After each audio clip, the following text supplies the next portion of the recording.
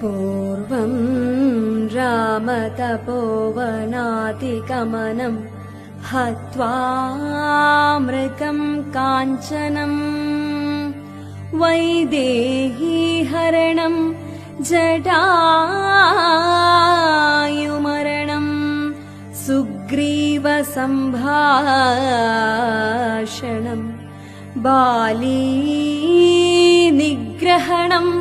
समुद्रतरणं लङ्कापुरीं मर्दनं कृत्वा रावणकुम्भकर्णनिधनं सम्पूर्ण रामायणम्।